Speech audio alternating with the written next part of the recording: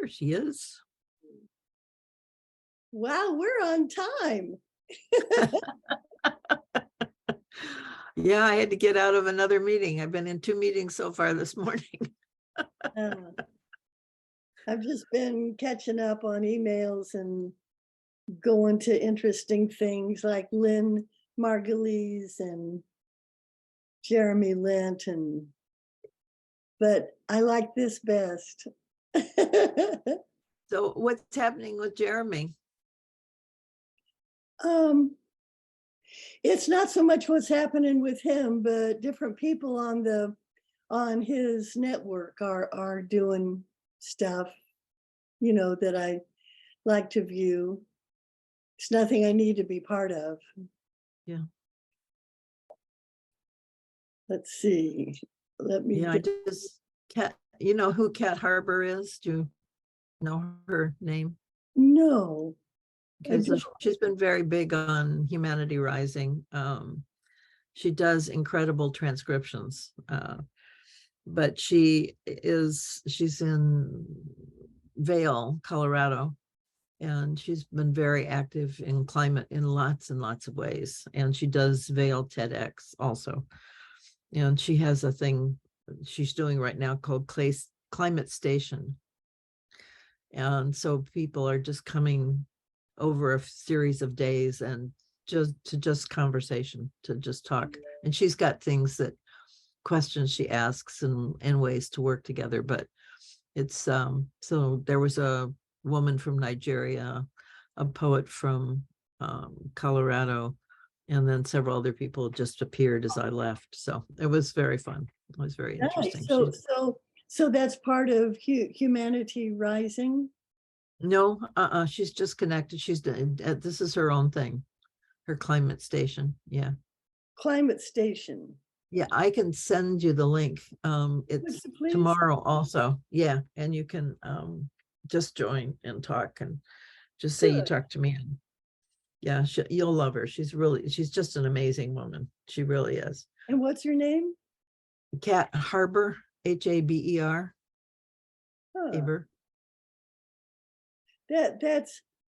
There's a familiarity about it, about her name, Cat Harbor. Yeah. I don't know. Yeah, if you were on Humanity Rising at all, especially early on, she was always there, and she did Maybe that's what I remember her from, because I went to Humanity Rising every day at 8 a.m. for a long time, and then it's like you get constipated with information and with no way to process it. And it was more and more and more and more. Well, that's why the after chat, though. The after chat was a way to process it. So that's why we started that. So yeah, I was involved in the after chat for 2 years, and then we actually started putting on programs and all sorts of things. So yeah. Good. Okay. Yeah. Yeah. Good morning, Robert. Good afternoon. Good afternoon. Yes. It is for me. And good evening somewhere. Good is the operative word. You got it. Always. Oh, well, here we are. Yeah. Yeah. I like your red, Ani. It's really a nice color on you. Oh, thank you. Yeah. It feels good to be in this color. So what's up, folks? What's up with me, with you? Well, I've been having fun with Planta Sapiens. With what? Planta Sapiens. It's a book Robert recommended a time or two ago. Oh, Planta Sapiens. I Sapiens. got your other book, but I didn't get that one. I got the Earth one. What is it? Oh, I've got it in there. Oh, well. Planta Sapiens?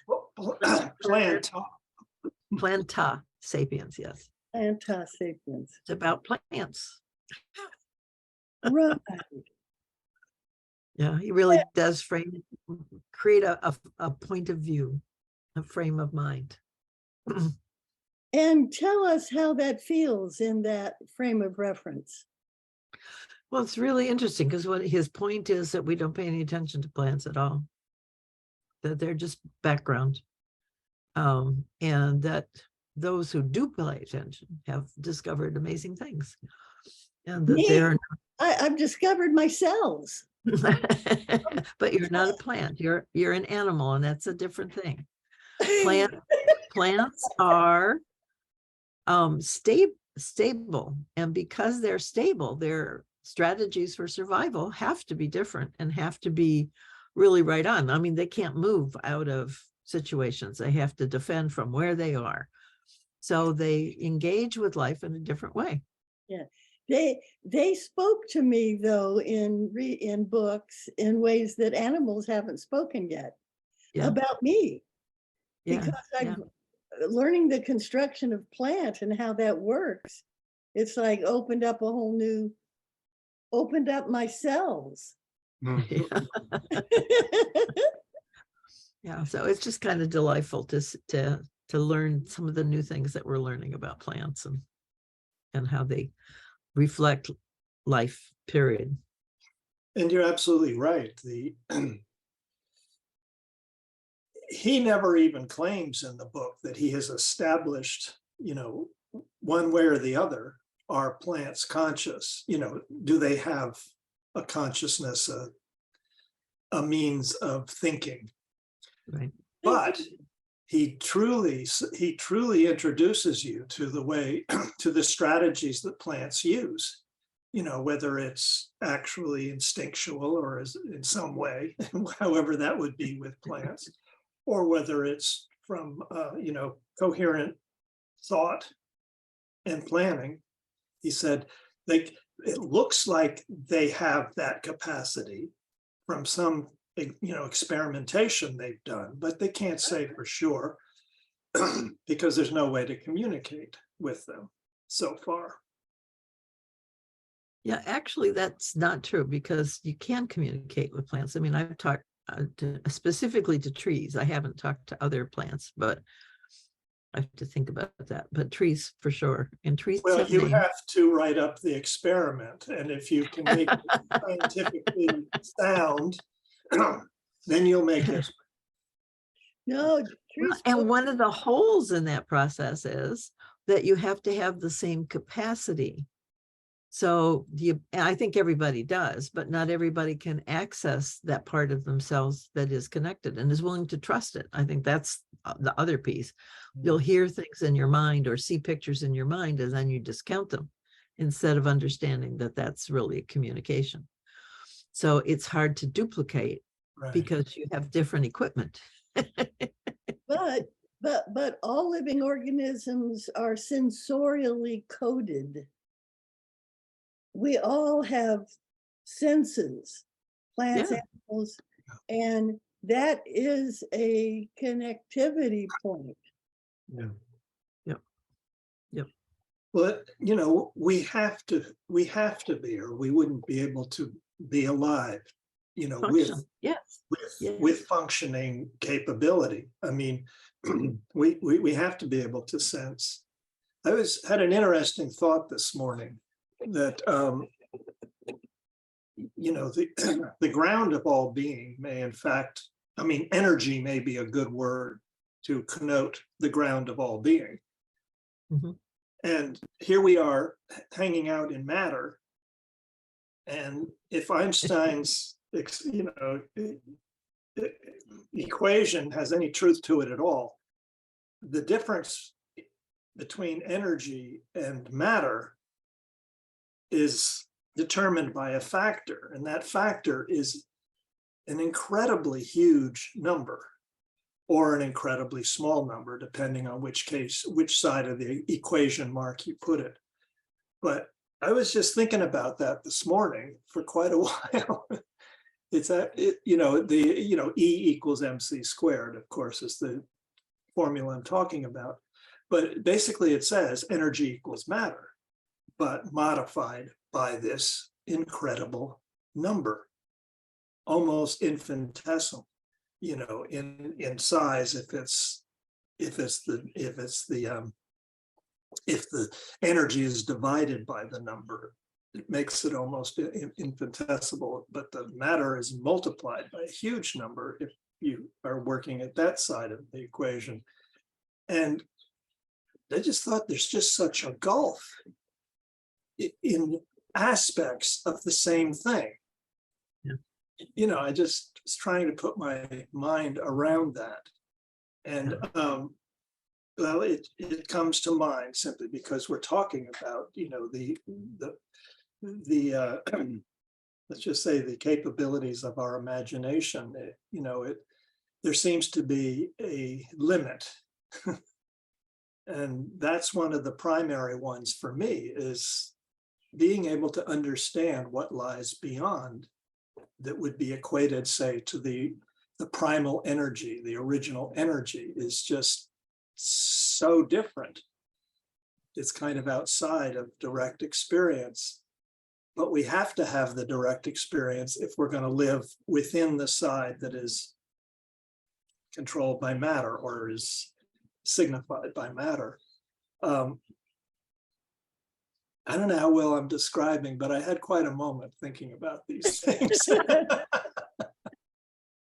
The imaginal realm of our frontal lobes is essential to really understand things that we can't see or taste or touch or feel, but exist. And we can experience those things in our imaginal realm because it's all part of everything.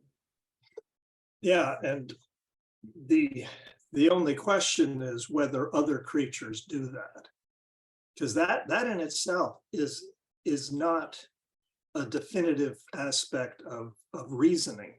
I mean, animals, plants could have so-called reason and work within a framework where they're actually planning ahead and doing things. So they have some imagination, but that they can't presumably think about these these higher realms, these finer realms that are outside of the material. So I have a problem with that phrasing in a way, because it's so human centric. It's like we plants can't think about these kinds of things, but then we cannot think about how chemicals change certain things. We're not sensitive in that way. So that can't be a definitive way of thinking about consciousness. The areas of interest are shift by species, you know, and you think very deeply about what you care about. It doesn't matter. Yeah, but you chemicals don't are think everything. about, For the thinking of plants, chemicals are everything. I mean, they may be to us too. That may actually be a chemical. Well, others are thinking about it. It's not us. It's the rest of our biome is thinking about that. We aren't doing it. Yeah.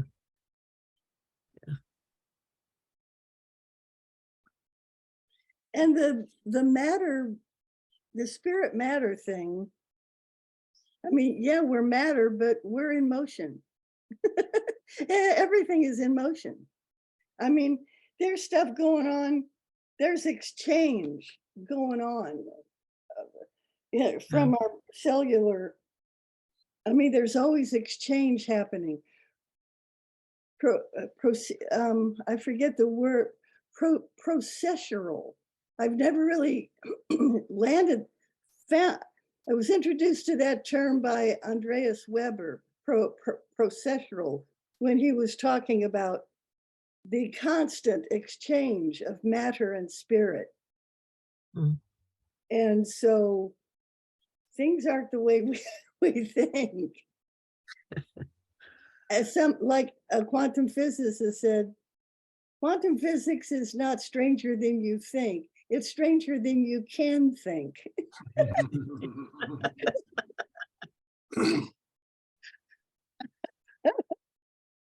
I love that. Yeah, I've got this book, the Spoke the Plant, and And I really enjoyed this. What is its thesis? What is it? What? What point is it making? Let me get the notes up here.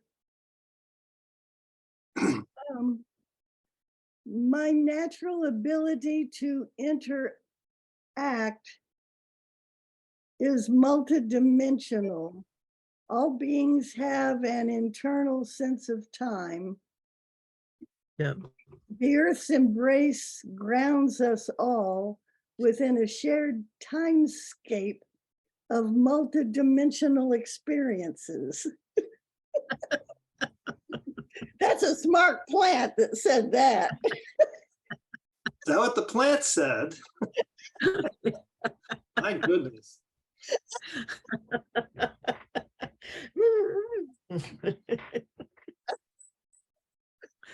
Yeah, well, I wish someone could tell my cat that she's off.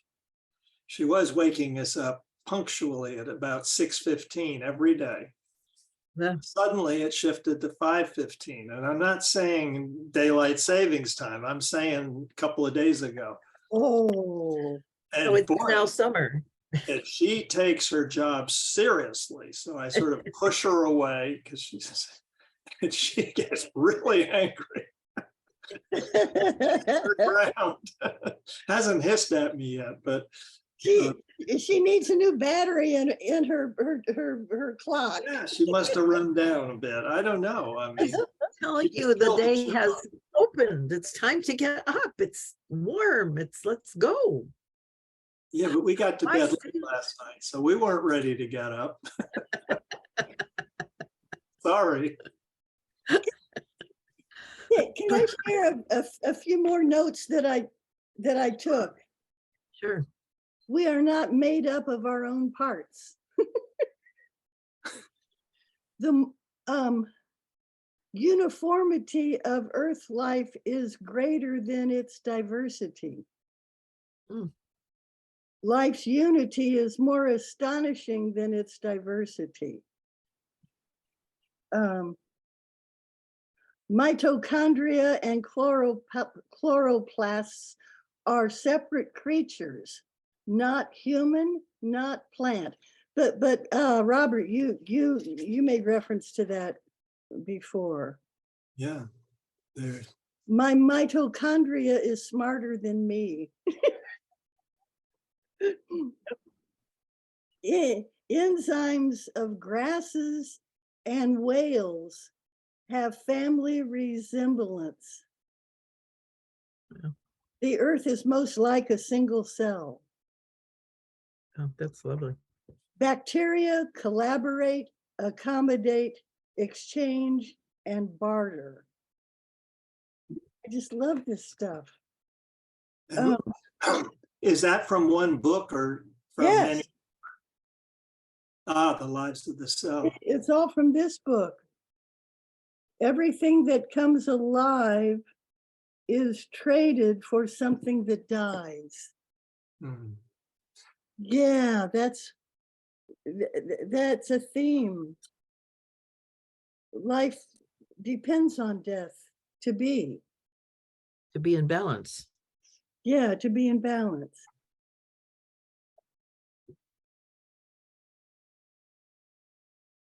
Language is a genetic trait in common. No, I didn't understand what I wrote there. Never mind.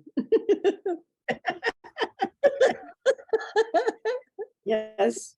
The shortcut of the moment. Right.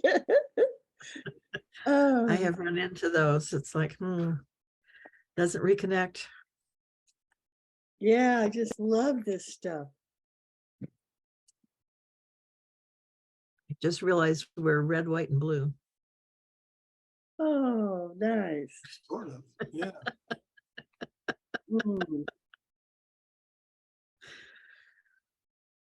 You just get lost in Yeah.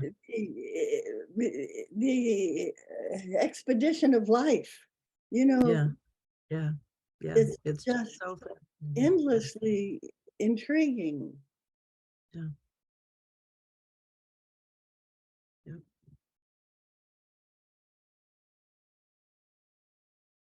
And And you have to think too, if more of us did that, if we really turned our vast attention oh, and vast amounts of energy into really looking at keeping life alive and how life functions, it would be fascinating and interesting and useful instead well, of working on the other end of how to get rid of life, which is the other large section of our interests.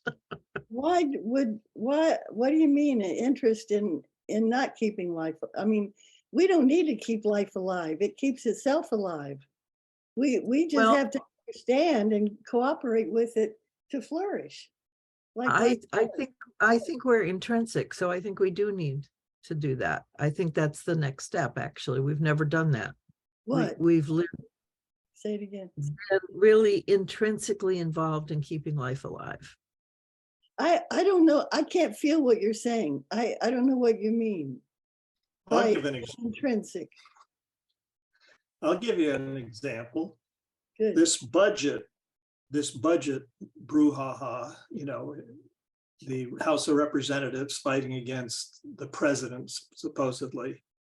You know, they've introduced a budget that would, well, I mean, it's an untenable budget because it increases the military spending and it increases the tax relief to the most wealthy people, and it cuts all programs of service.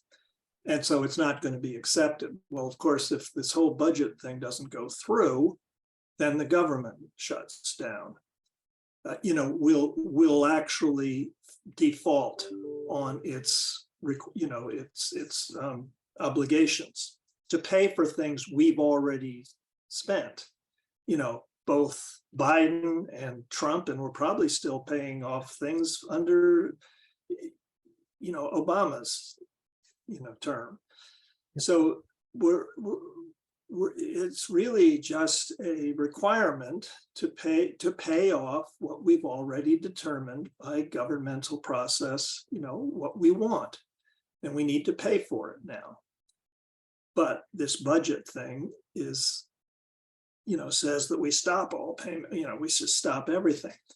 Well, evidently, you know, it's being done just to make a point, just to get, you know, to make Biden wrong, to create a situation where Biden will be responsible for a tremendous recession or depression that would follow, you know, a default of the US government, the US Treasury, and would kill lots of people ultimately, you know, because of lack of health care, because of people who would not, you know, the border wall would probably get more, you know, impermeable.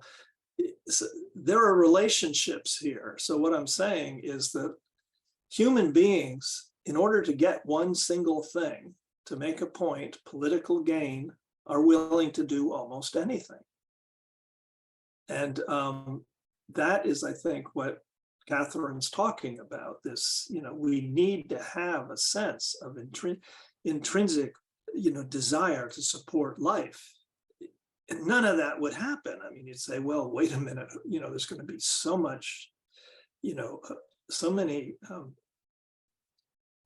disastrous occurrences out of this choice of economic movement. So therefore, you know, let's shift it. Let's do something differently, rather than solely trying to, you know, to own the libs, so they say.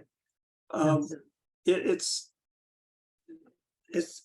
a very large scale example, but I see people doing it every day on a small scale, you know, out of jealousy, you know, just spiting their nose to what's the word? Cutting their nose off to Cutting spite their their nose off to spite their face. I mean, people do that all the time. And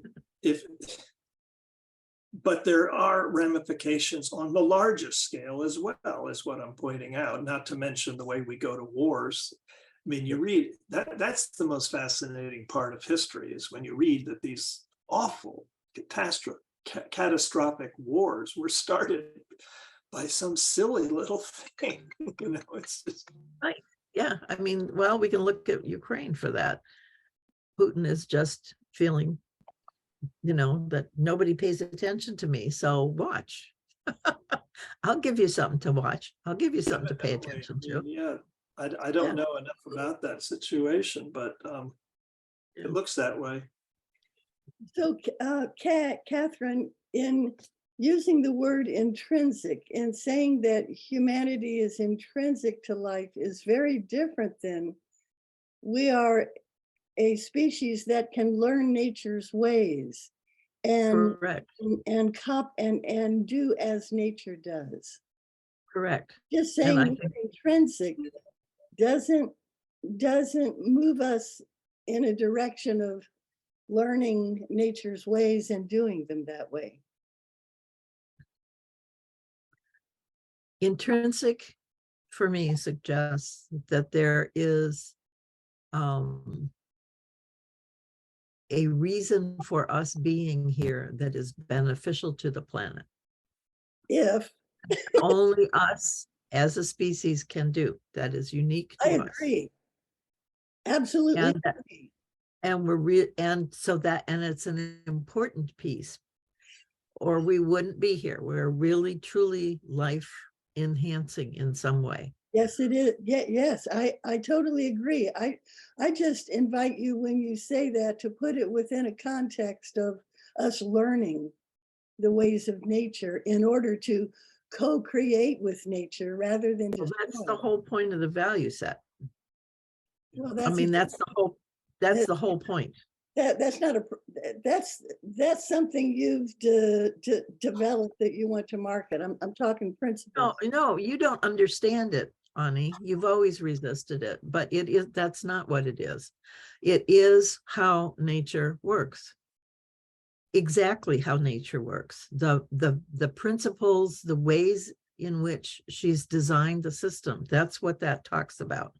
So understanding those helps us to see how we work with and helps us to discern how to work with the rest of the system. That's the point of it. It is an ethic for behaving as nature does. That's what it is. And it came from nature. It's not me. I didn't design it. I listened to what other people were saying about how they saw nature, from scientists to poets to philosophers to systems thinkers, and saw the same words coming up over and over again in different places. And that's still true. I mean, I look at anybody who has a systems perspective, and many of the same principles are there. It's just that the whole system doesn't appear in any one place. Parts of it appear in many different places. So I've tried to pull it together as a whole, so you can see the whole. That's what that value set is. That's what it's all about, is to be able to see the system. And we have other systems of values that we function from, and we have for centuries. So we have some familiarity with that, but the purposes of those systems are drastically different. So we have a system to protect ourselves, a system to be effective, to express ourselves, and then a system for life. And we need to go here instead of over there. But we go there because we're familiar with it, and because it's worked, and because it's comfortable, and because we don't understand the difference. But the fact that it's a system is really important, because you can't take part of a system. You get the whole thing, like it or not, conscious or not. So being able to see the difference in systems means we can begin to discern when we're not being coherent. And that's what you've attempted to do with a deck of cards. Yeah. Yeah, the cards are a way of understanding the life system and how it applies to our life, and to begin to think more deeply about each part and how it connects. Because it's like, for me, it's like getting the skill of dancing. You're clumsy when you start out, and then you learn to flow with the music, and then you learn to really think with your partner. And you can, if you're really good, you can find that you and your partner are doing things that is not really in your head. You haven't like decided to do this movement. It's just something that the two of you have come up with, and you're able to follow just fine, even though there's never been any, oh, by the way, we're going to do this, or, a text or anything like that. We just know. And that's, I'm hoping, what we're going to get to when we understand nature, is that we can flow in that kind of way. To Robert's point, we'll just go, no, you don't do that, because that's not in the rhythm of nature. That's not life enhancing. We don't have to worry about a line because it's a range. We can be flexible here. We don't have to feel like it's all got to be this. I mean, it just totally changes our relationship to our life and to ourselves. Yeah, yesterday I wrote on my whiteboard, when I relax my body, it guides me. Absolutely. Absolutely. Your body, I was in a conversation this morning. And with a poet, and there was a line in his poem saying that purpose comes from misery. And what struck me is that no, purpose really comes from joy, because that's the thread that takes you forward. That's the thread that says, this is what's life enhancing. And he didn't really mean that it came from misery. He meant that the misery comes from not having that joyous experience. And I understood that. But I think that we do focus on misery, and then we're in resistance to it, and we need to embrace instead of resist. I mean, so much of our history is about resistance, about not dying, not doing this, not doing that, not allowing that to happen to us, all these nots, instead of embracing life to see what that looks like, to accept being part of it, and to go with it, and to be with it, and to acknowledge its wisdom, even in our own death. Yeah. But that's the intrinsic piece, really being part of that in a very real way, not being separate, not learning about so we can use, which is sort of the biomimicry approach, but learning about so we can be with. The word intrinsic to me is, I don't know how to finish that. I can't feel it.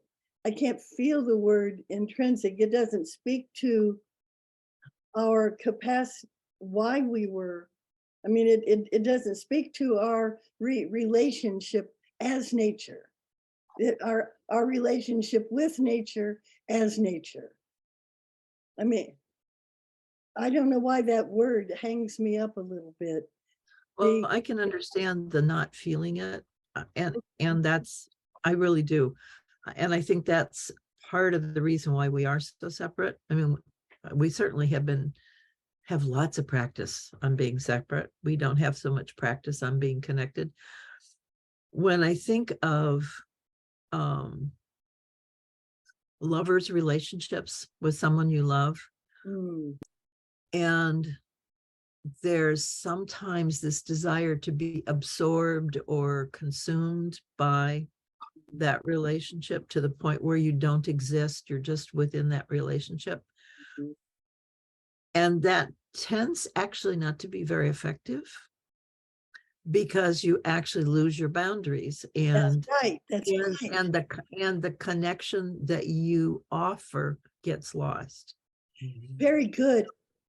Go ahead. So that intrinsic piece has that sense of self and the sense of other at the same time. It's not the swallowing up. That's right. In the 80s, codependency kind of, 12-step thing. I learned, in order to be intimate, I have to have a boundary. Yes. Yeah. In order to be intimate. Because that codependent meshing is not intimacy. I don't know what it is, right, but it ain't good. Yep. Boundary identifies me as the difference from you, boundaried. And our interaction is what And the it's joy is that rubbing of the two differences. yeah. Knowing, recognizing that. Yeah, and that's part of being intrinsic to life for me. So that we know about it and we're engaged in it, but we're also, so it's truly a partnership. It's truly that dance, that togetherness, that both and that has to be there. But the intrinsicness is that the dedication to the relationship. Good marriages are dedicated to the marriage, not to each other. Intrinsic. They constantly work on the marriage. What's good for the marriage? And that's the intrinsic piece, is what's good for life. I offer this as my individual separate thing. You offer that. Let's figure out how that's good for life. That's the conversation, the dance that we're in. That's where intrinsic matters. See, I haven't looked up the word intrinsic, but I would venture to guess that why I don't relate to that word, it's like without boundary. I mean, it's part of it, not in relationship with it. I mean, I don't know what I'm I don't know what I'm saying, but there's something about the word intrinsic that does not contain what you're wanting to convey. And I don't even know how to say anything better than that. And I know it's not useful at all. Intrinsic is like, okay, here it is. Here I am. I'm intrinsic to nature. You Well, know, it actually has to do with belonging. belonging. Yeah. Belonging. It says belonging naturally, essential. Yes. Essential too. Essential. So it's not a basic fact of, but it's showing relationship. Thank you. Would you read that definition again? I mean, this is the definition I'm getting at first try. It's belonging naturally, essential to, so as they give an example, access to the arts is intrinsic to a higher quality of life. You don't have to agree with that statement, but it does properly use the word. Yeah. Essential to, belonging to, absolutely. Yeah, essential is really key, I think. Yeah, I mean, how are Here we? go. What does it mean if someone is intrinsic? That sounds pretty much. So being an extremely important and basic characteristic of a person or thing. An intrinsic quality. So we are basic, important. Nature's intrinsic to us. We are intrinsic to nature too. And that, but nature is intrinsic to us. Yeah. Both. Again, you're focusing on one, you got to have them both. We are intrinsic. See, that's where our agency and our responsibility come in. That's what we should use it for. That's where ethics comes in. Is doing that in a coherent and cohesive way. Ethics is human. I mean, it's a human construct. Absolutely. I know you're going to challenge what I say appropriately, because ethics is human centric. Well, it's a human construct. It doesn't necessarily have to be human centric. It has been. I will agree with you on that, which is the problem. So now we have to move to a different ethic that is not human centric and understand it as an ethic. As a characteristic of nature. Of which we are a part. Looked at it. What? Yeah. Of which we are a part. So it is definitely us. I mean, you can't take the two, you can't say it's one and not the other, because we're the same. So if it's an ethic that nature has, it's also an ethic we have. But we've denied it and not paid attention to it. But I think in order for that to stand, it has to go all the way back to evolving from bacteria. it does, I think. And I think has been the indigenous wisdom, is to hang on to that ethic and to live from that ethic, which is why they've been so appalled at what white people could do. I mean, it's made no sense. You would kill thousands of buffalo. Why? Doesn't make sense. It makes absolutely no sense. And it's so painful that you would do something so outside of the caring that is intrinsic to life. Nice. And we've just been really masters at that. Yeah. Yeah. Nicely put. Mm. Yeah, but we are intrinsic, so we just have to reclaim that place and start acting like it, I guess. Shape up. Have to be some behavioral terms in that word intrinsic. Some Essential. Well, I think what you're talking about is an interesting topic, because to me, I mean, in the biblical stories, there is a dividing line between the sheep and the goats, is what Jesus spoke about. But, this dividing line between those who would submit basically to intrinsic ethical, rightfulness, and those who fight it. And that seems to be happening. I mean, there is an explosion of people who seem to naturally have, if they don't have the background that's conscious, because they're not raised as Native Americans or from, in some heritage that includes it, they have it though. They have a yearning to know it. They have a yearning to live it. And then there are those who are doing everything they can to basically kill life, anything that seems to go against their concept of what their life should be. It's becoming more and more pronounced. It's probably the main reason why I read the news feed in the morning. The only time I read it, but I just go through and just sort of see the tone of what's coming up that day. And I think I could describe it most generally. The most general description that I can make is that it shows this divide. This divide is getting harsher, wider, more pronounced as the days go on. And I'm not just talking about, the political, but even in the scientific community. Yes. Oh yeah, it's everywhere.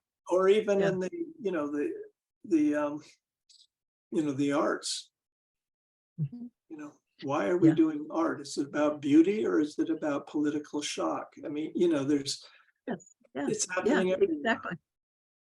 And I think that it has to do with self-trust or not. That those people who trust themselves have this, because you can feel it, you feel when you're right and you just trust it. But other people don't trust themselves, so they always want somebody outside that they can refer. So it's always externally referenced. It's always, the Bible, the laws, the history, the tradition, this person, this philosophy. It's always outside is the truth. It doesn't rest here at all. So I have no responsibility. I just have to follow, and I'm a good person. When it comes to self-trust, you are responsible. You make those choices and you recognize you make those choices. It's a whole different ballgame. Yeah. And I think that's the self-trust aspect, where I see it the most is not in the news articles, but in some of their other like Huffington Post, where they commentaries, which shows TikTok type of thing, but within those you can see some real integrity. But there aren't a lot of news items that are really covering it. It's just not good news, I guess. It doesn't sell. It's just very interesting, the situation we're getting into these days. But one of the, we've spoken about hope. Is there any reason for hope? One of my main reasons for hope is I'm seeing that there is a dividing line, but there are a lot of people on what I would call the integrated side of the dividing line. Hopefully they have the will to come through it. Yeah. Not get strangled along the way. The note that I wrote in this dialogue is that what's going on is a psychosocial somatic disorder created that's emerged from creating conditions not conducive to life, but creating conditions conducing to profit, to financial profit. We create conditions conducive to financial profit as a certain echelon of humanity has that power over kind of anyway. Yeah, profit's really about what I want. I mean, that's why we want profit, is so we can do what we want. It gives us the money to do what we want. So that's really what it's about. I want to do what I want. It's about power. Yeah. I mean, Yeah. power. And Yeah. power. Yeah, Yeah. what I But want. it's power over, because Over. we don't have power internally. Right. What's very interesting, I mean, you could almost break it down to those people who understand that our mitochondria and everything else that lives within us is not necessarily us. And those who are just surprised and astounded and absolutely in wonder about this. No, it's very cool. Because, the one side is, I am me. Right. And I want to get rid of all those bugs. How do I even start exploring this? It's so amazing. Multifaceted. Yeah. Expansive. Yep. And it's really younger and older souls is another way I phrase it, actually. Yeah. Yep. And trying to figure out how to keep those younger souls within the context is a real conundrum at this point.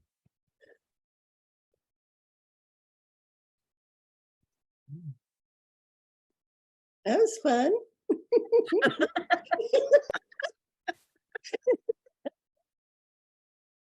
Next.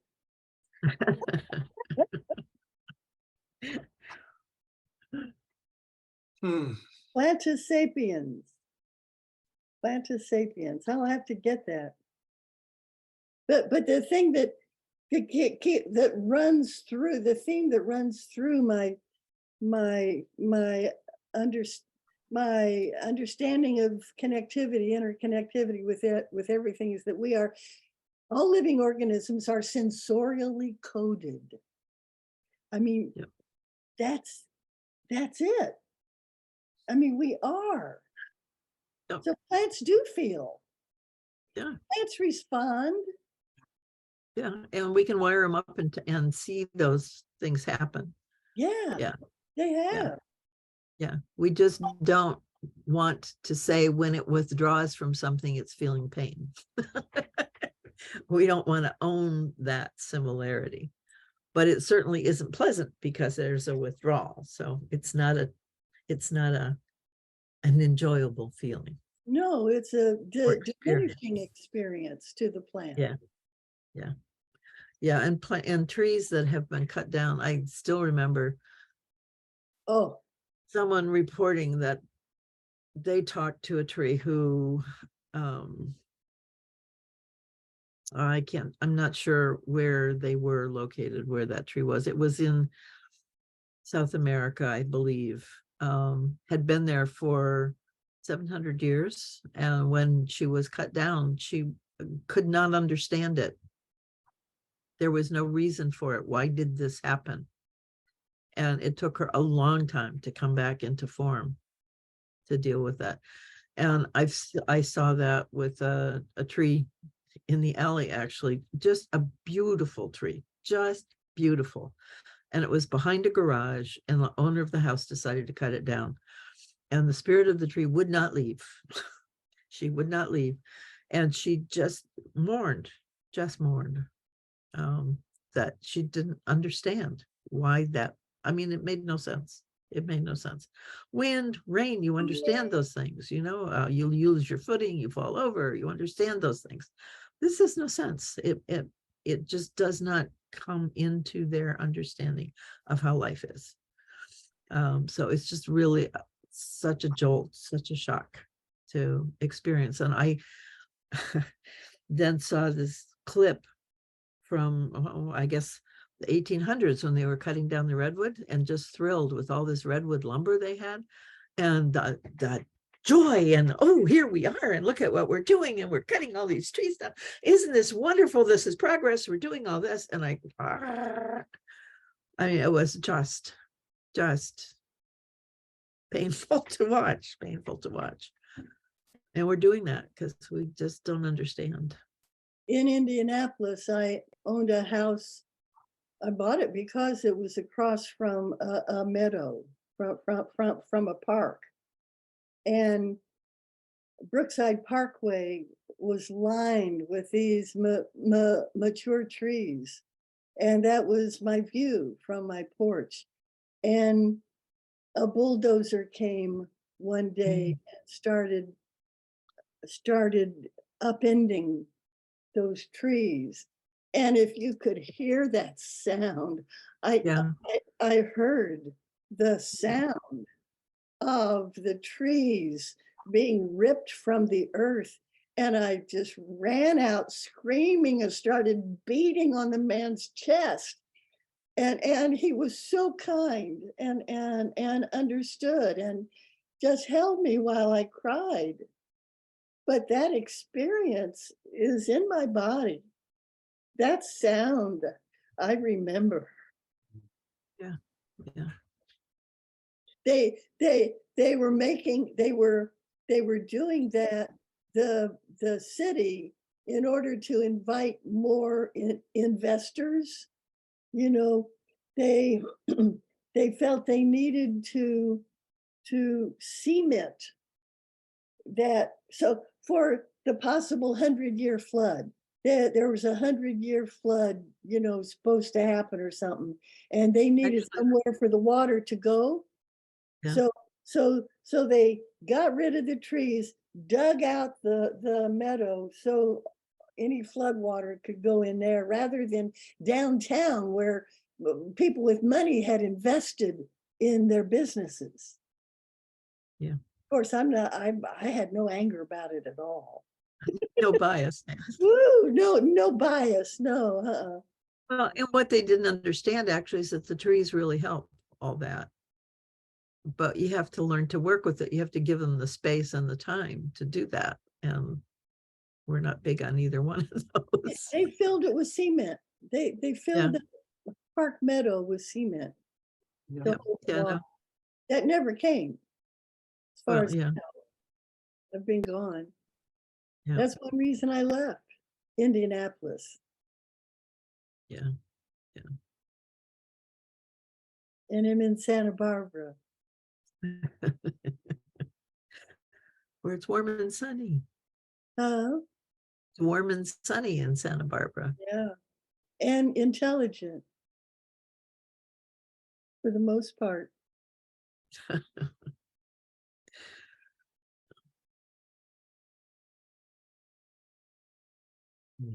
Okay, I guess we have to come up for air now. Been in that deep dive.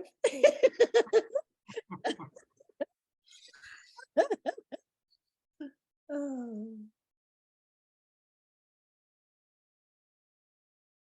What else?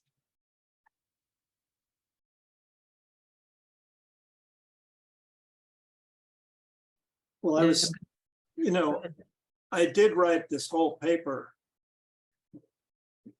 extending out of Calvo's first 50 pages, where Paco Calvo is basically laying the groundwork for, describing the need for, and then somewhat how to do it, how to adjust your consciousness to free it up, basically. In relation to? In relation to new ideas. you know, in relation to something that right now, according to the biases that I hold, would be impossible to understand.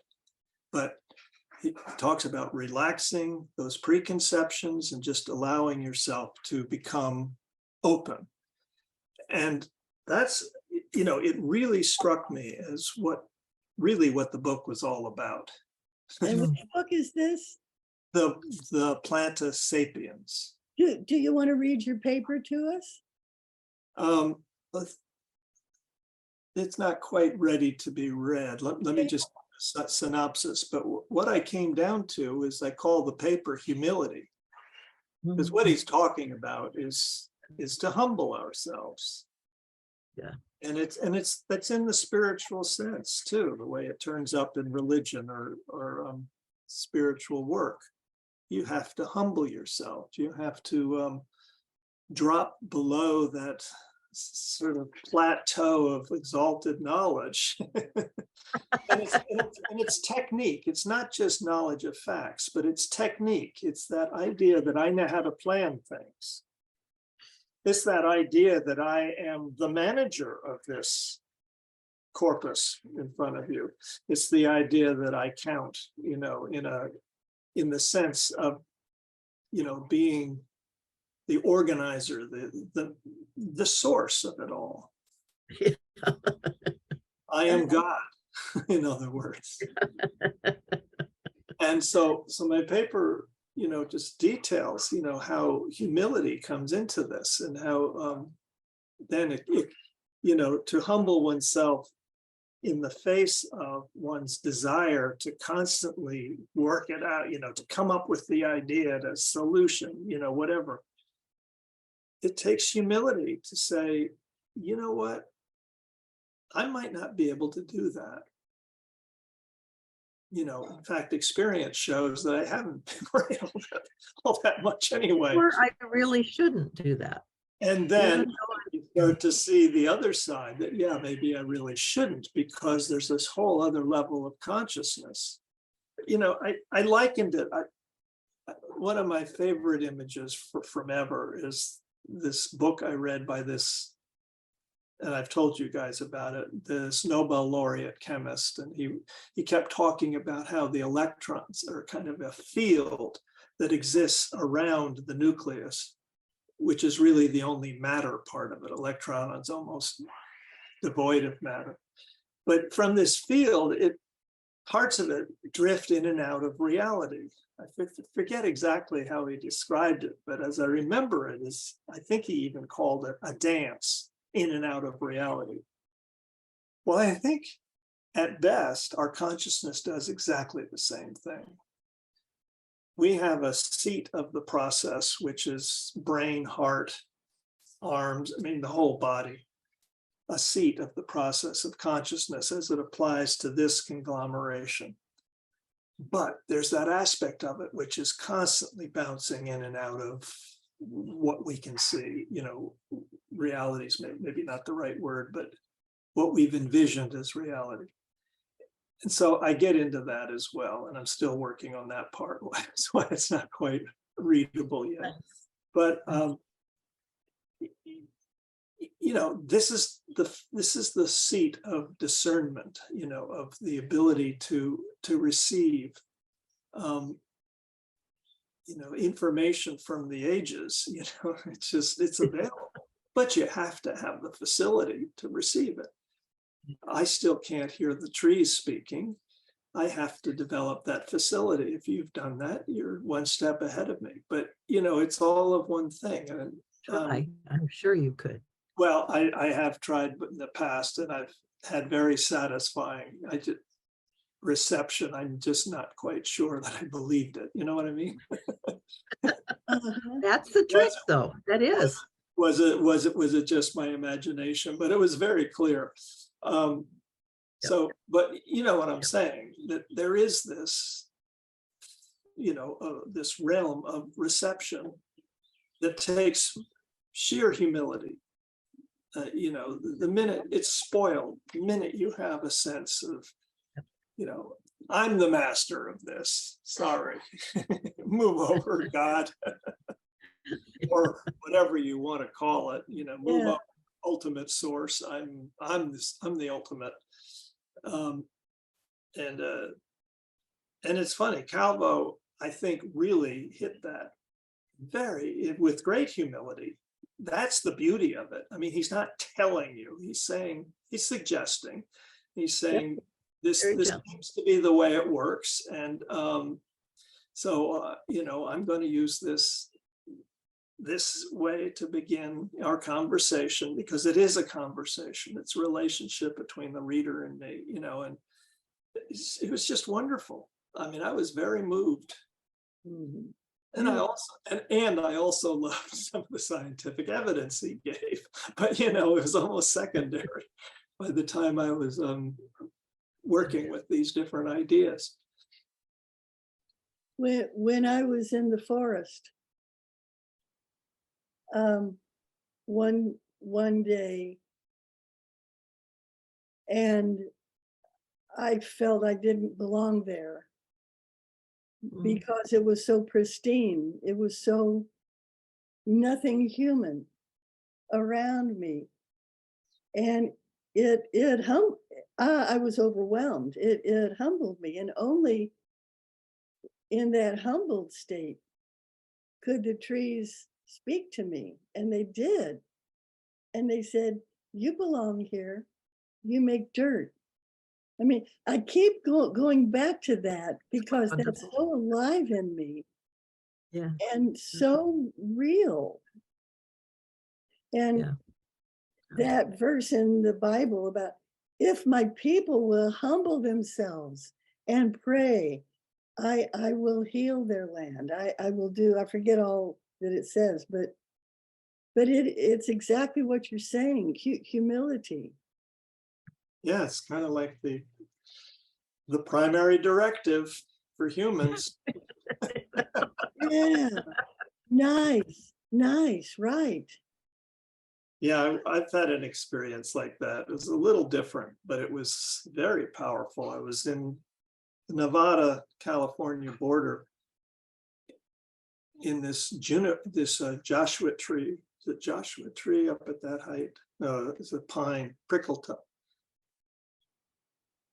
Is an area where we're looking for these thousands of year old pines. Bristlecone. Bristlecone, that's what it was. Well, And what's it called? Bristlecone. Bristlecone. What's the last word? Pine. Cone. Pine. Bristle pine, Bristlecone pine.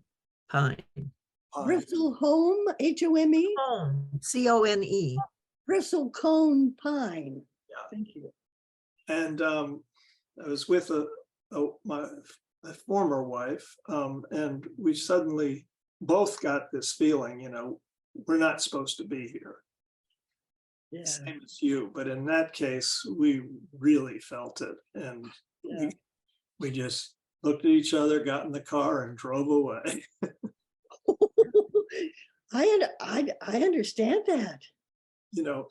And It's overwhelming, the beauty, the coherence. well, I'm not sure what it was. We integrity, thought at the time that maybe there was danger up there, and we were being warned to get out of Dodge while you can.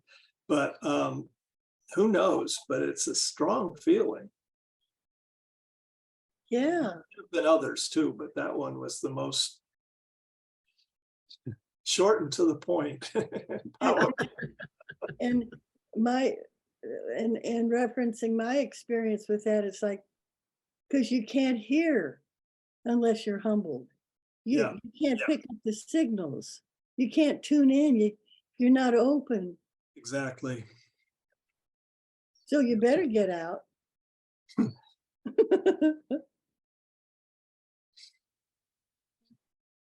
But you can stay if you open and hear and listen. Well, the reason why I think it was more a warning was because not too far from there, but definitely in California, in the Sierra Massif, I was up there alone, and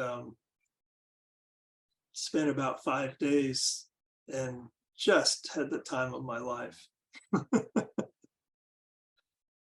I didn't even hike. I was just, well, I went up the mountain and glissading every day and just sitting around. I think I took a little bit of peyote, and just there I met a little bristlecone pine, and we made friends. I drew it. I still have a drawing of it.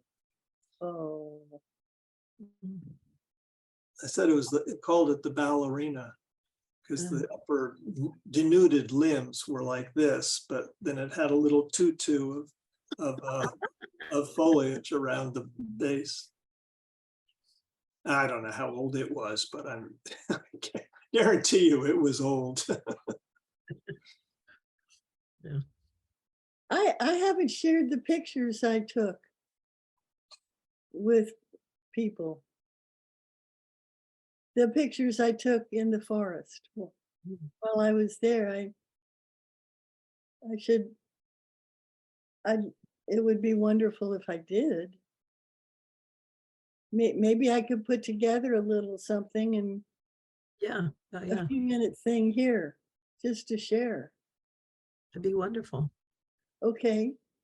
Well, I can finish that paper and I will read it if I feel like it's Yeah, do. Yeah. Yeah. coherent. Yeah. Oh, let's see. One of these, I'm going to be missing one of these sessions.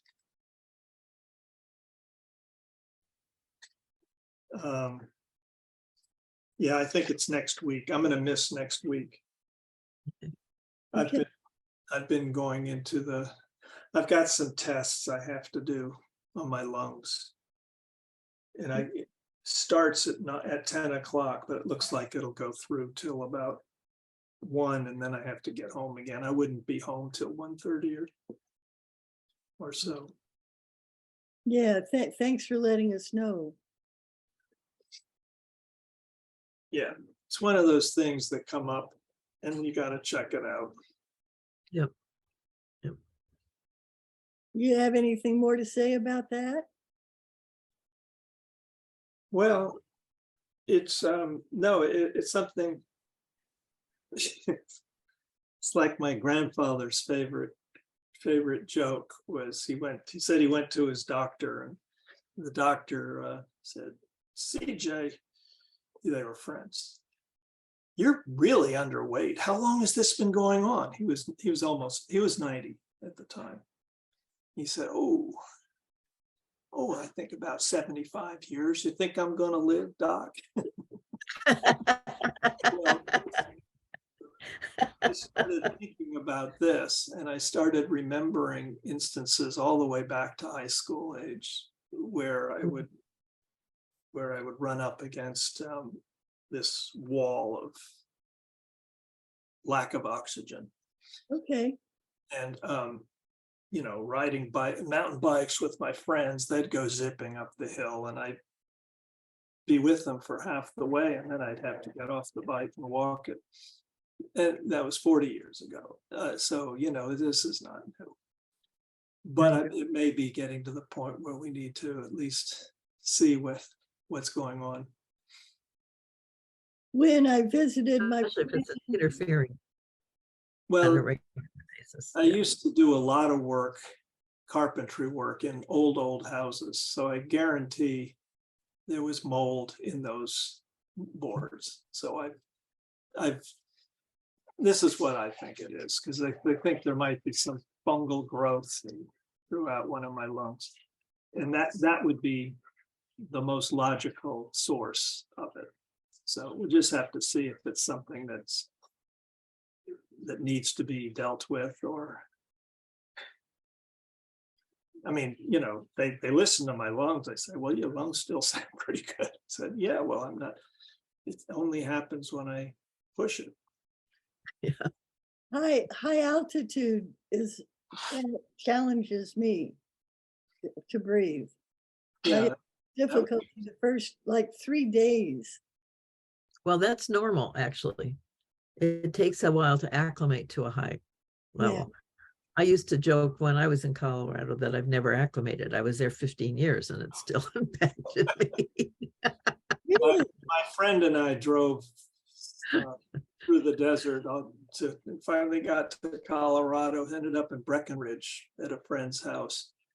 And we said, oh, we just had to get up and move about. We've been driving. So we said, well, we'll split some wood for you. Well, it as hard as it hit me. So it wasn't just me, but yeah, we lasted half an hour and then we were out for about 2 days. Total sluggishness. It's interesting hearing what you're saying, that in my 20s, I went to the Rockies and spent some time there. Never had any difficulty breathing at all. Well, we were in our 20s. That was the point. We were in our 20s and it still hit us. Oh, but when I went to New Mexico a few months ago, and the altitude, it was a challenge for a few days. Wow. So I guess So if you acclimated, that's a good thing. If you acclimated, that's a good thing. I mean, it's not bad that it was for a few days because that could be expected. And Yeah. when you acclimated, then that's good because your body adjusts. Yeah. Right. If you didn't acclimate, that would be another thing. Right. Yeah. Anyway, I better get going. I promised a client I would call, and Okay. And I got to walk the dog. Okay. it's been a pleasure. Thank you. Yes, it Yes. has. See you in 2 weeks and see you in 1. That's true. Before. Excellent. Okay. Bye-bye. Bless you Okay. both. Bye. Bye-bye.